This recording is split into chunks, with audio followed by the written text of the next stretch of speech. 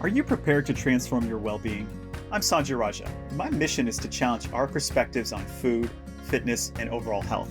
I own a successful nutrition and fitness business based in Orlando, Florida. And through this experience, I've learned that there's no one-size-fits-all solution.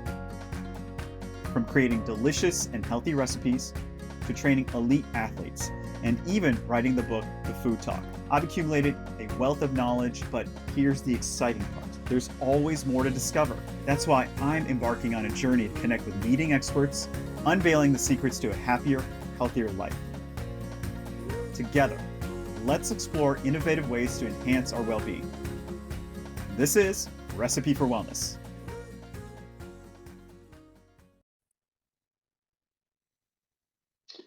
Welcome back, everybody, to another episode of Recipe for Wellness podcast. So, this is going to be a fun conversation because I'm going to give a little backstory. And that is, we're talking with our illustrious director of our show, Mr. Michael May. Please say hello to the audience before I give the story. Hello. And now I'm nervous. I'm nervous about what story you're going to tell. Well, it's amazing how people enter your lives for a reason. I'm a big proponent of this. People enter your lives for a season and a reason kind of thing, right? Mm-hmm. And it was interesting, and that is I had the idea for the show concept, and I can say this without hesitation, which is you were the one that really latched onto the idea, supported it, and even when we had absolutely nothing going on with it, you still stuck through it. We still kind of found ways to keep it relevant in our minds and all that good stuff. So, it ties into this idea that I talked to everybody about having a vision. And that vision, you can't get there alone. No matter how much we think we're independent, no matter how much we're going to say, I'm going to do this thing, it takes people of like-minded kind of mentality to get you to where you want to go. And I think you, of all people, can really speak to that because you're a filmmaker, right? And everybody's got to have a shared vision on filmmaking. So, and I want you to be 100% honest. You're not going to hurt my feelings here, which is when I originally pitched the show idea to you, which was, hey, you know what? I've got this idea for a show, and I'm thinking this is how it's going to look. What were your initial thoughts?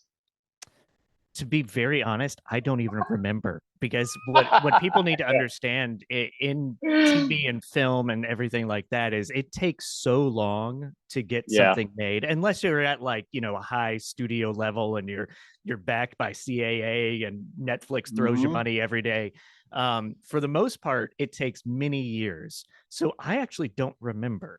What I will say is I don't think I ever had a negative thought about anything, because your work and your book and everything, I really appreciated your approach to health and nutrition and fitness and everything.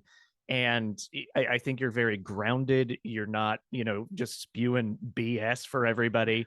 And so I liked your approach to everything. And I thought, this kind of world of travel, food, fitness, health, there's great shows that are made in that genre. So I think I always was excited about it. And to your point as well about you can't do this alone, especially in the stuff I do in my life. That's what it's all about. It's all about collaboration, no matter what.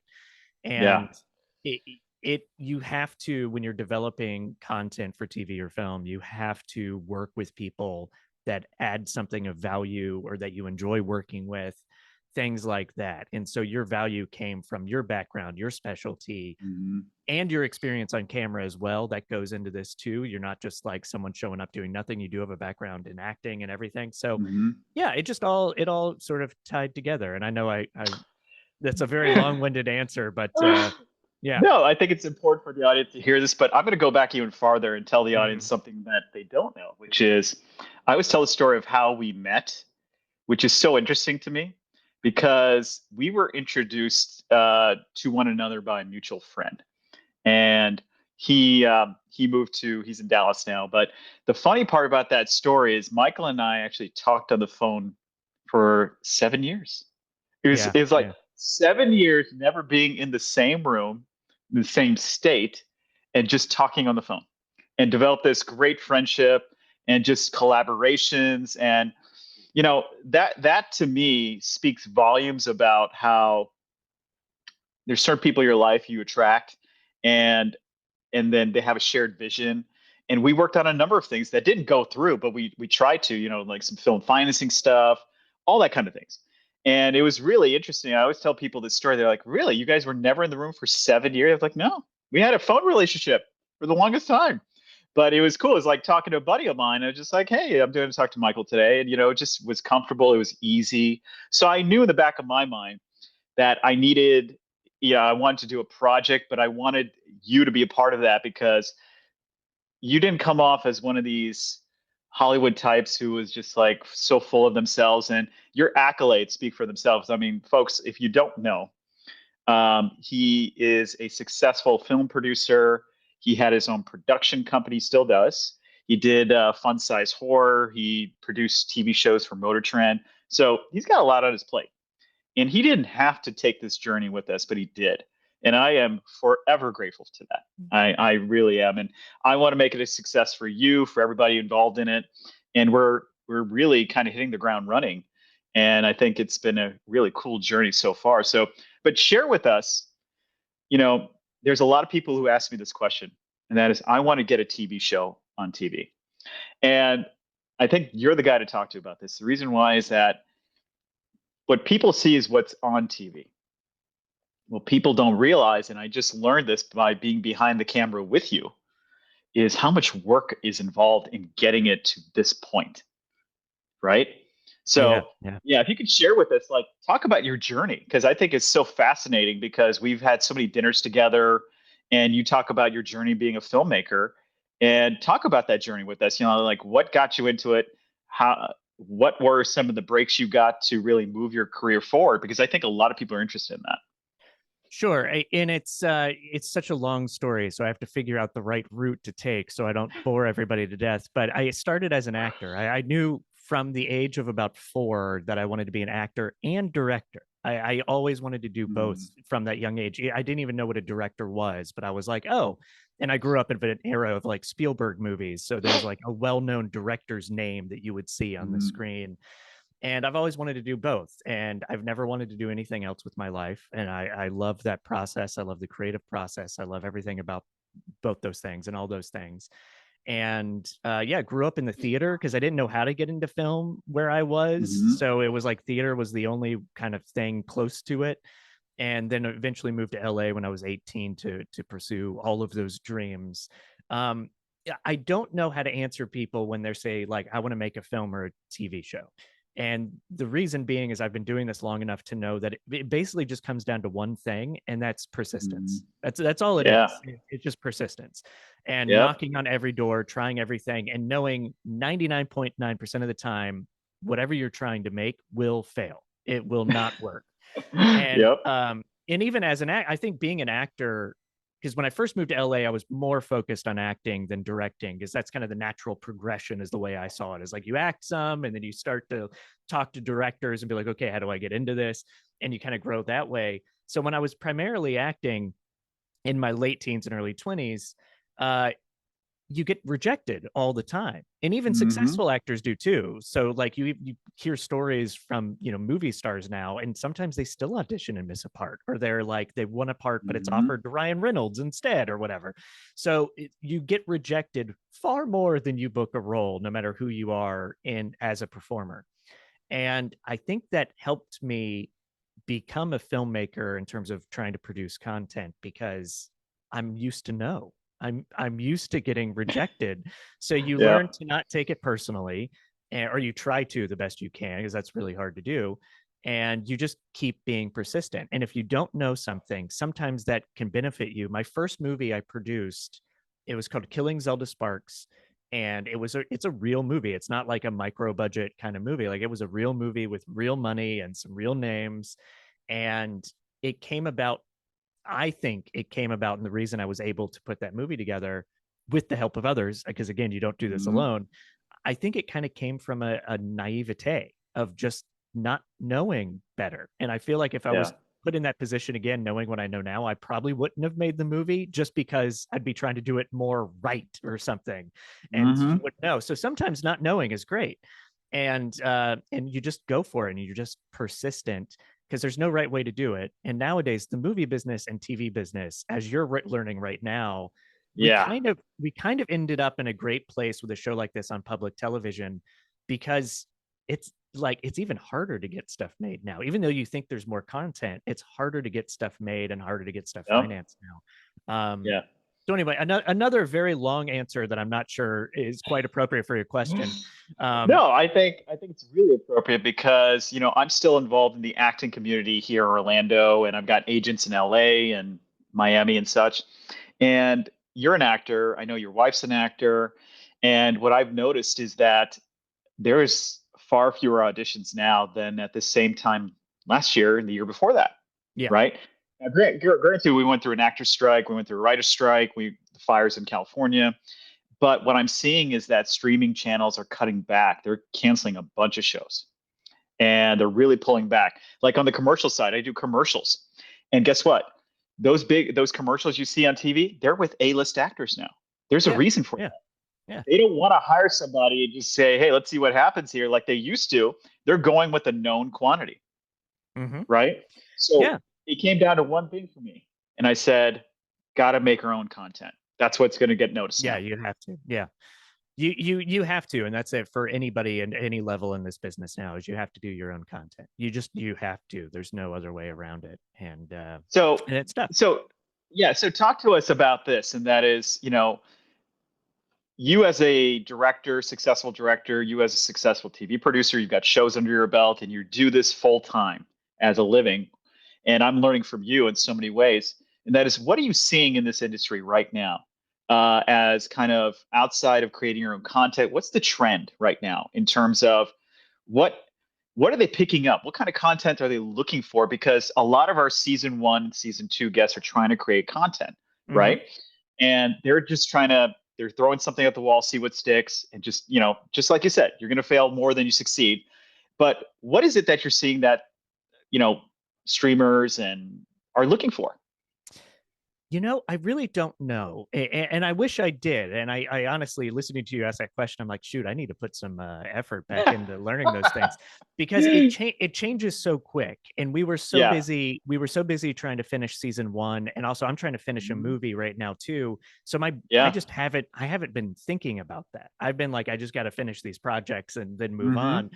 So I haven't been catching up because everything changes so quick. Yeah. And I'll give an example. So when I started making some shows that were on Motor Trend Television, I was hosting and producing them. They're automotive, but they have like this true crime angle to it, some mystery, because that's the kind of stuff I love.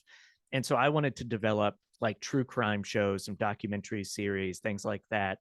And that was really big at the time. Like you could find Mm. a lot of stuff on History Channel and Discovery and A&E and all these different networks. And so I started trying to set up meetings and go to meetings. And I went to Real Screen, which know about, Yeah.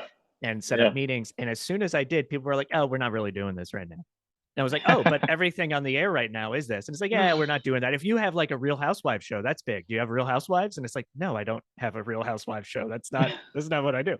Um, Yeah. and and so it's just this, it's a cyclical thing. And then a year or two will go by and I'll get a phone call of like, "Oh, so and so's looking for a show like that again. Do you want Mm. to submit them the package or whatever?" So things change really quickly. So I don't know what people are looking for, but that also goes back to you saying create your own content. You Hmm. kind of have to you kind of have to do that because things change so much.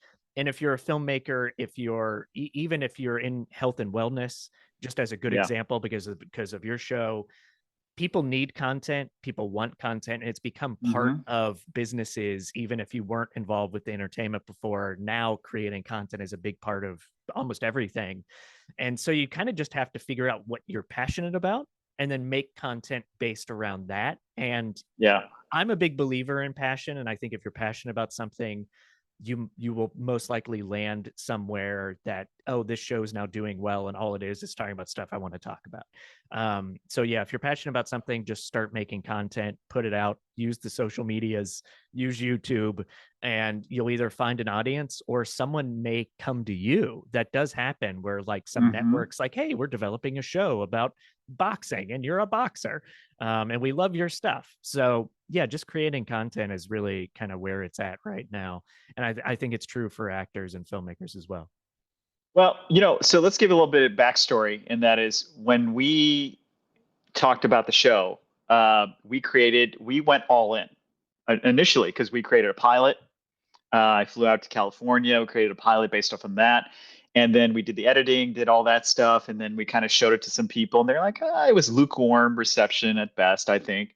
And then I remember telling you coming out to California because Discovery Channel set up a meeting with me, and we were putting pen to paper. We're ready to go. And then they decided to go all paranormal. I Yeah, remember yeah, this yeah, clearly. We're sitting there, and I was like, "Are you kidding me?" yeah. And then what happened is then we were trying again. It was like 2020, and then COVID hit, and nothing was going on. And then we landed an opportunity with PBS. And I'm a firm believer in things work out for a reason, right? Yeah, yeah, So we have a great home, great distributor. It's going out to where it needs to go, which is fantastic. But I look at this and I said, I never envisioned myself doing all the stuff behind the camera that I've been doing. And it's a new skill set that I've been learning, which has been fantastic. And I get questions like this all the time, which is, on different social medias and our season 1 and 2 guests, they're like, you guys created this show. It's amazing. It's giving a voice to the voiceless, which was our unintended goal, but it's been a fantastic journey so far. And they always ask is like, how do I get my own show? And it comes back to what you just said, which was we were passionate about the content, number one. And number two, we didn't compromise on the content, right? We said we're going to do it this way. Now, we did evolve with what we needed to evolve with because originally the show was going to be about children's wellness, and yeah. that really didn't take. But now it's more ubiquitous, and people more of a larger audience can relate to it. Um, think about this, and that is, how do you talk to somebody who like comes up to you and say, "Hey, I've got an idea for a show. I've been trying. I've been doing this. I've been doing that." Now we did it very differently, right, for most shows because I remember our little production team. You've got me, who's just kind of fairly, just like I'm very enthusiastic. I'll just go figure it out. You had Melanie, who's just like go, go, go, go, go, which we love, and then we had you, which you kind of were the conservative, and it was like, all right, let's take it one step at a time. Let's set the expectation. So we had a really good team in the sense that we all balanced each other out, which I really liked. Mm-hmm. Yeah, The very true, very thing, true. the thing that stands out to me about about our show was there were so many unknowns, right? So many unknowns. That is okay. So we have a distributor, but we don't know if we're going to get picked up by any affiliates. We had no idea. That was one big thing right there. We were going to film this, and we were like, "Are we going to have enough budget to complete it?" I mean, that was a big concern, right? Yeah, That yeah, was a big concern, and that's something we talked about a lot. And we did it in a way where we believed in it so much. We're just going to figure this out. We're going to get it done, and we delivered, and we got it done. But most people are not willing to do that, and so that brings me to a long-winded point, which is if you're really passionate about something, and filmmaking, TV production is all about passion. That's what I've learned is that there's no guarantees in this business, but what I live by this rule, which is you only have to be right one time in your life with one big idea. So the odds are yeah, technically in your favor, right? So yeah. tell me about your big break. Like how did you take that leap into, oh my God, I could be a filmmaker full time? It's funny. I was actually on a what is it called? I forget what they're called, but some like online thing where it Hmm. was like people interested in filmmaking, and I was on this call with Matthew Lillard, who's a very big actor, and it was Yeah. he and Yeah. I sort of answering questions, and of course he got 98% of the questions. Um, but we were both on this call, and he asked me, he was like, Mikey, because he goes me Mikey. He's like, Mikey, when did you get your big break? Yeah. And I was like, I I've never had a big break. I still don't feel like I've had a big break. Yeah. But then I turned it back on him and I was like, but Matt, I bet you feel the same way. And he's like, Yeah. oh my God, you're right. You're so right. And he's laughing and stuff. And so I don't think you necessarily always feel like you get a big break, even if you've had one, because he's been very successful, just using him as the Yeah. example. But I call myself, I'm on like the Hollywood F list, is what I say, because I've been around long enough and I've been able to make a living and I've been able to make things and do things and continue doing it. But I've never had the hit. I've never had a break that's just like, oh, now my next job is guaranteed, or oh, now I'm Yeah. getting an offer to do X, Y, and Z. I've never had that. So I really don't think I've ever had a break. I honestly think it goes back to persistence and just that I Hmm. love this and I love making things. So I have no plan to stop. So that's one of the things that keeps going. And even in our show, when you talk about like, the good team together and stuff, I really did feel like my role, because I was working with people that hadn't made as many things as I had. I've been Hmm. involved with so many projects that fail, or like they get to a point and then stop because, oh, we run out of money, or the deal with the whatever fell through. And again, that happens on most things. So it's not Yeah. unusual, but I've done it enough that I was trying to make sure that we never took a step in a direction where we were setting ourselves up to fail. And that's the Hmm. hardest thing, because so many do. Even great filmmakers or great producers will do that from time to time. And so I was like, okay, we got to be really careful, because we could do Hmm. something we think is exciting, but then suddenly now we've spent all our money and we can't edit the show. So you Yeah. can't, it's like we gotta, like, because we are working very small, it is public television, it's low budget. And I like telling people that because I know how hard it is to make things. So I think it's a Hmm. great success when we've actually accomplished something that's really low budget. Because a lot of people are like, don't tell people we're low budget. I'm like, no, do tell people we're low budget. I love that. Like, I think it's great that we were doing this at such a low budget, because it shows that we had the passion and we wanted to tell the story and we were able to do it, and we didn't hit the same roadblocks that other people do. Um, so yeah, it's just, I don't feel like I have a big break. I want to survive and I want to keep making stuff and find, luckily I think experience gives you some wisdom to be able to do something and make sure you Hmm. avoid those roadblocks that happen in TV. I will say this for anybody that wants to make content.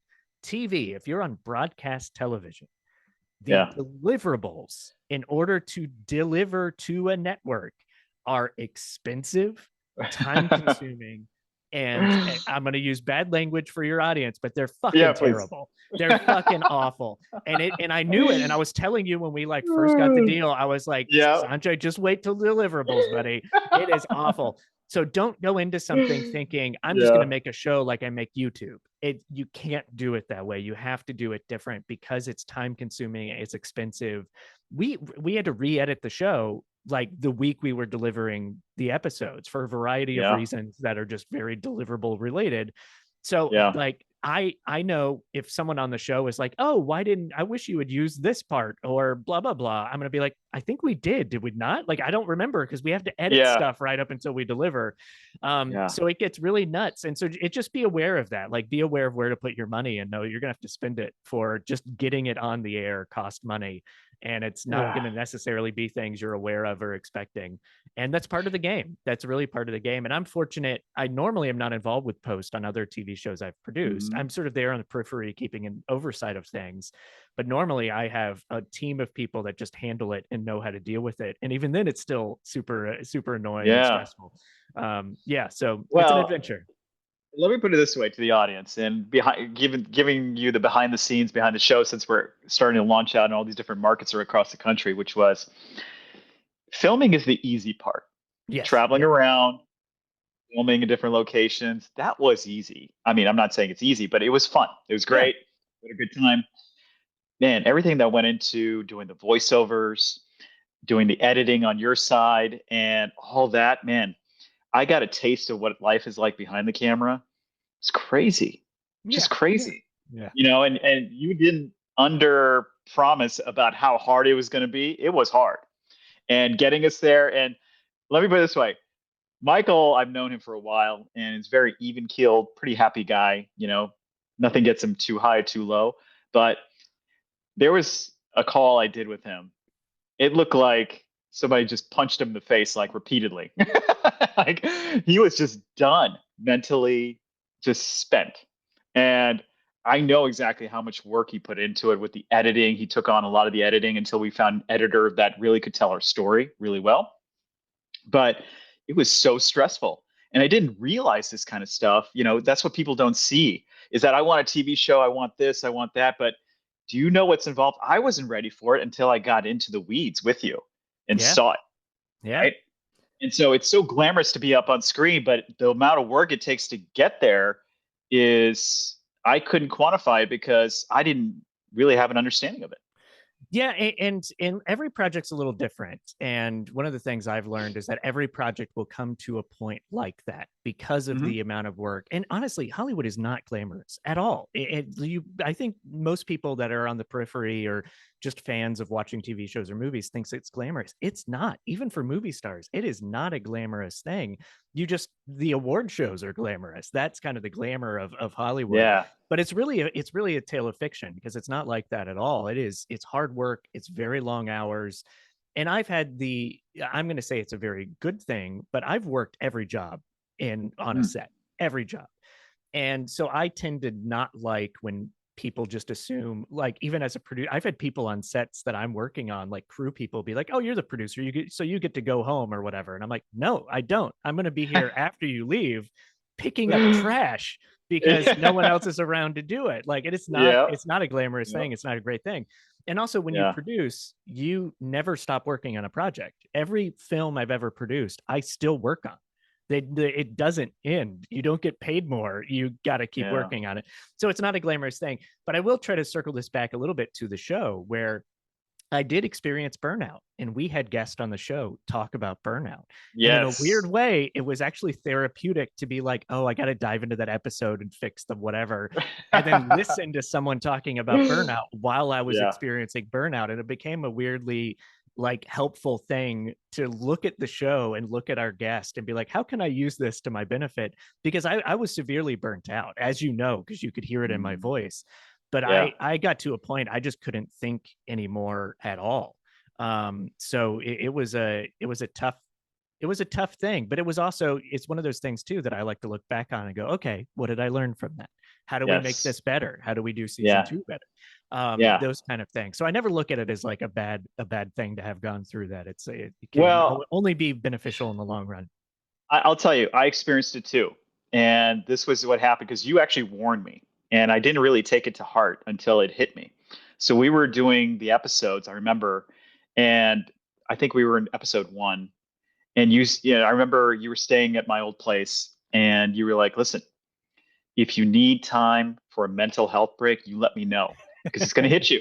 And Yeah, I was just yeah, like, what does this guy talk about? I could take on yeah, so many things. I'm good. yeah, But after every episode we did, I needed longer and longer time just to sit in a quiet corner and not think about anything. It was so mentally taxing because I tell people the show's energy has to be up here.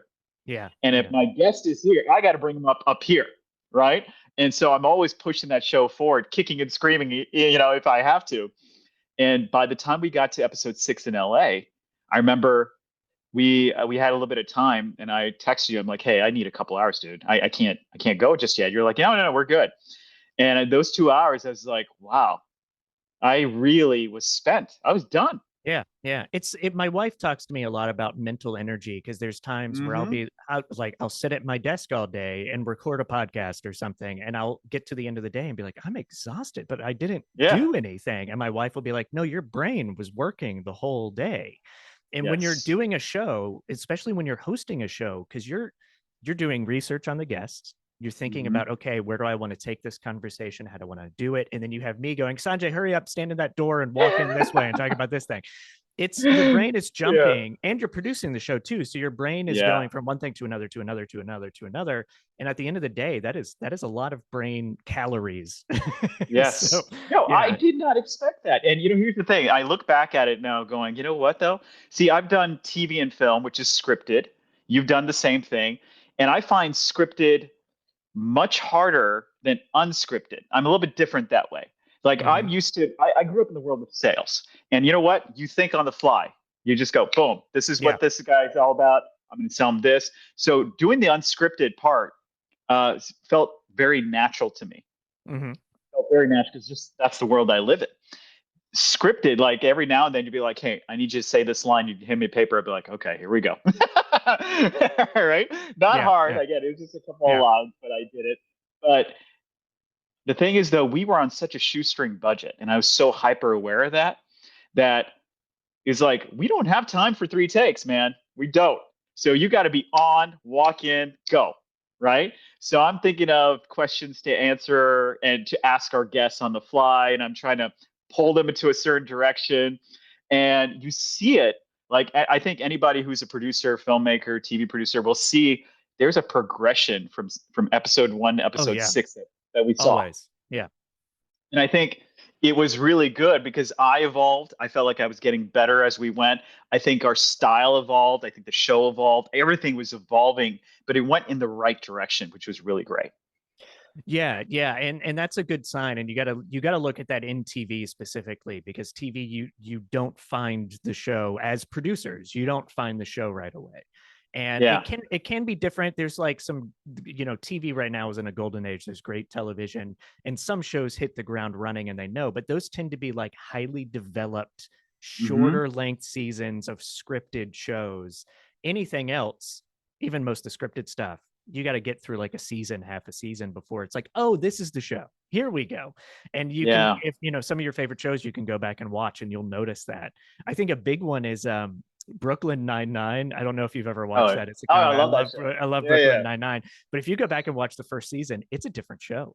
It Yes. really, the characters sound different, they act different. Yep. Like, they really found themselves towards the end of season 1. It was like, oh, here's the show, here's the characters, and that's the way it goes. So yeah, it's a good, I think we've progressed. We started to figure out things as we went along, and yeah, it's only a good sign, so it can only get better. Well, the biggest one of the biggest hurdles was when we sent everything over to our distributor, and then the distributor sent it out to the affiliates to test it out. Like, what was the reaction? Like, what do they think of it? And the good news is they like the content. That was the great news. And I was like, awesome. We stayed true to our content and we stuck to our guns and they like it. That was number one. The other feedback was that we got was he's taking us on a journey and we're seeing the evolution. I love that feedback. I was like, I felt it. And I was like, yeah, I felt like I was evolving as a host, trying to get better every time. Mm-hmm. And it just was, I was sharing more of myself. I was being more real every episode.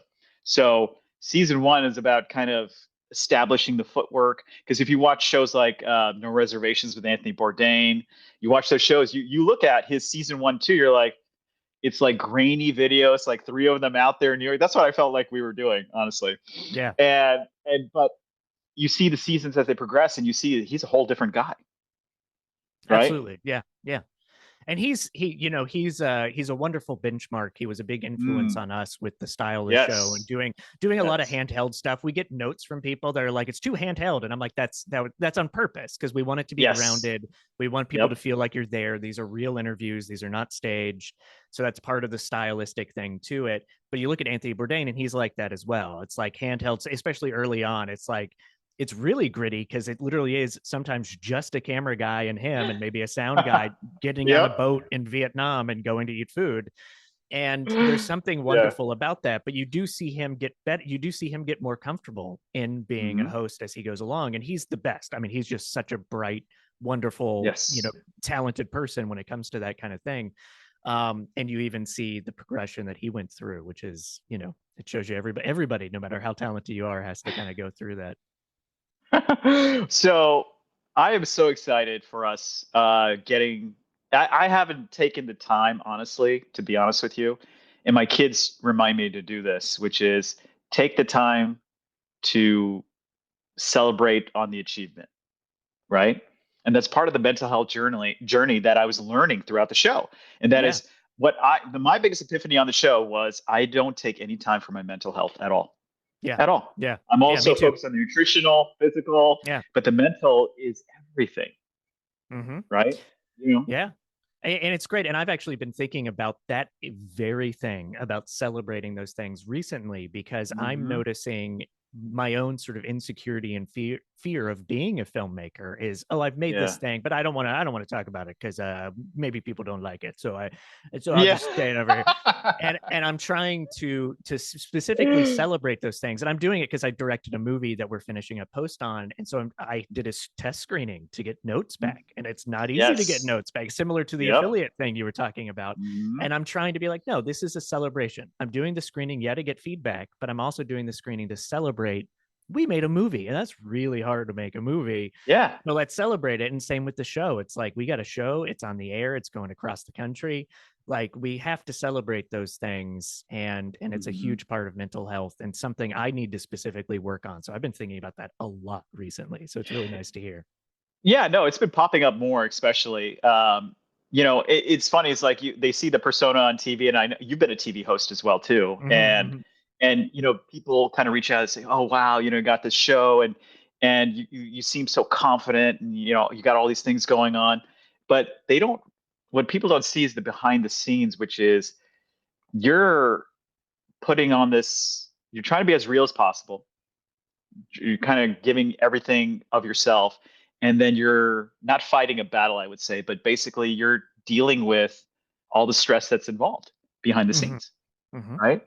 And so I didn't realize how much it would hit me until it did, and but I've got processes in place now that help me through the journey. Working out has always been a part of my life, so I always do that, but I take mental health days now. I Good, good. never implemented that until we did the show. Yeah. Yeah, and it's yeah, and you do a good job of that overall, I think, because there's an aspect of that you didn't mention that's hard to do when you're hosting and producing, which is you have to watch yourself, and no one likes Yes. watching themselves. No. It is really hard to try to take a step back and separate Yes. yourself from just going, oh, I Hmm. don't look good in that shot, don't use it. But it's an amazing shot with a very important part of the story or whatever. Yeah. And you've been very good about that. That is a really tough thing to do in the whole process as well. Well, the other thing I learned is that I'm going to take notes on feedback because that's how we grow. That's how we evolve. You gave me notes. I know Melanie gave us notes, and we can't be everything to everybody. Obviously, we can't do that. But we can improve certain things, Mm-hmm. obviously. Mm-hmm. And so I think for me, I never took anything personally, and I think this industry, one of the shortfalls is people tend to take things very personally, Mm-hmm. right? And so I separate. I said, listen, this is going to be a journey. I've never been a full-time host. I've done speeches, I've been on camera, but I've never done the full-time hosting gig. And now it's my time to do it, and I'm going to learn from it. I'm going to grow from it, but I'm just never going to take it personally. And Mm-hmm. that was my mentality going into it. Yeah. So it's like you giving me notes. I'm like, okay, I can incorporate that and see how that fits in better. And I got notes from other people who saw it. But the good news is that I found myself really enjoying the process, right? Good. And Good. yeah, and see, I think that's the important thing is that you got to enjoy the process of where you're going. Otherwise, you get to the destination, you're going to be really disappointed. So I am in that stage now where it's not the destination of us getting on TV. Not anymore. It used to be that. Yeah. It's the process of us getting it on TV and how we're growing, we're evolving. And then we could sit back and go, okay, this is really cool. We're hitting all these markets. That's awesome. I like it. And guess what? Season 2 now, we're pre planning it and we're saying to ourselves, how can we be even better now? Indeed. Indeed. Yeah, that's great. I'm gonna think about that. I love that. I love that, Sanjay. Yeah. I Yeah. learned a few things. That's all. Yeah. Yeah. But that being said, I think another important question, and you are specifically the guy to ask. I've been getting a lot. Is that how does somebody, because you've been behind the camera, you've been in front of the camera, you've done both, so you have a very unique perspective. And that is when we were on the show, and a lot of our guests just weren't used to having a camera pointed on their face, right? So sometimes they became a different version of who they wanted to be. And then they look back at it like, God, I wish I would have done this better, right? So, what tips do you have for those out there that, are getting on camera for the first time, and how to Yeah. be your natural self. So there's no real trick to it that I've found personally, but it is comfort. You just have Mm. to be comfortable. And guess what? You may never achieve that, but you can get more comfortable than you are when you start. Um, and yeah, just being comfortable and being willing. It goes back to acting, which there's been a number of lessons I've had in my life growing up as an actor, which acting, you're allowed to be silly. You're allowed to be a goofball. You're allowed to uh, be somebody you're not. And even if you're Hmm. yourself on camera, and I would approach when I hosted my shows, I definitely tried to start approaching it like this. But think about it like you're playing a role. You have permission to not look good, to sound terrible. And as soon as you just Ah, give yourself the permission yeah, to do yeah, that, you tend to relax and you yeah. I tend to like live that. more in the moment. And also living in the moment. That's also an acting thing. Every acting is talking and Hmm. listening. So if you're hosting something, talk and listen. If you're doing something to camera, that's like a very hosty thing, make the camera personal. So you're talking to someone specific when you talk to the camera. Those are things that I would do. But it's all, at the end of the day, it's all just comfort. Comfort. How can you just be comfortable in front of the camera and be willing to just say or do whatever you're supposed to say or do and not be in your head about it? And a little bit like talking to you about you have to watch yourself. Think about it as someone else. And like Yeah. the movie I just did, I play a role in it. I hate directing myself. I am a worse actor when I direct myself, but editing the movie, I've done it so Yeah. many times now that I don't refer to myself. If we're doing a scene in post production and editing, I'm not like, oh, I'm not great in that moment. Maybe let's find a different take. I'm usually like, he's not fast. Can we find one where he's like faster and a little more involved with it? It becomes a he. It's not me. Yeah. It's he. Yeah. And Yeah. you kind of have to do that to yourself too. I think a little bit as well. So you and I could talk for hours, honestly. I love this stuff. And I think really what I wanted to, convey to the audience on this is that we started out with a passion project, and it turned into a journey for us so that we all evolved, hopefully for the better.